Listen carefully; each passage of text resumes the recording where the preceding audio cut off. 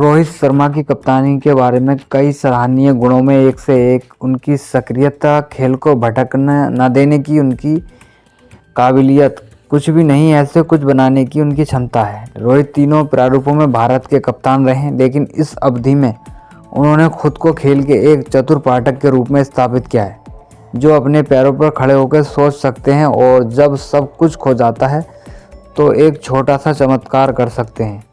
इन्हीं खूबियों की वजह से वो इस साल गर्मियों में अमेरिका में भारत को T20 विश्व कप का खिताब दिलाने में सफल रहे और पिछले साल भारत में 50 ओवर के विश्व कप के फाइनल में भी पहुंचे।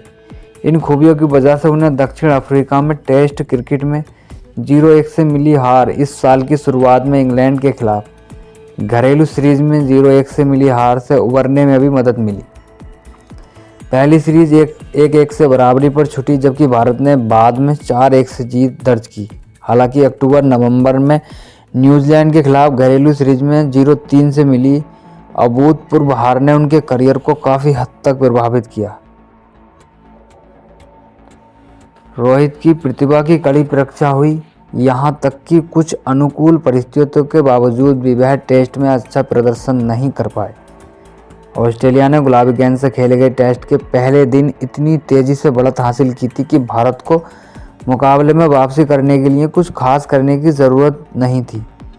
हालांकि उनके पास उस तरह की वापसी करने के लिए पर्याप्त संसाधन नहीं थे जो ज़रूरी था। इसलिए जब मैच उनके हाथ से निकलता हुआ दिखाई दिया तो रोहित को मजबूरन रक्षात्मक रुख अपनाना पड़ा। दूसरे दिन की शुरुआत ऑस्ट्रेलिया के 86 रन पर 1 विकेट के साथ हुई, जबकि भारत ने 180 रन पर ऑल आउट हो गया था, जो निश्चित रूप से कम 90 से 100 रन कम था। ऑस्ट्रेलिया ने पहले ही 33 ओवर बल्लेबाजी कर ली थी, जिसका मतलब था कि बीच में 2 सेट बल्लेबाजों के साथ एक पुरानी नरम गुलाबी गेंद के खिलाफ उनके पास अपने विरोधियों को मैच से बाहर करने का शानदार मौका था। भारत की उम्मीदें मुख्य रूप से जसप्रीत बुमराह और कुछ हद तक मोहम्मद सिराज पर टिकी थी।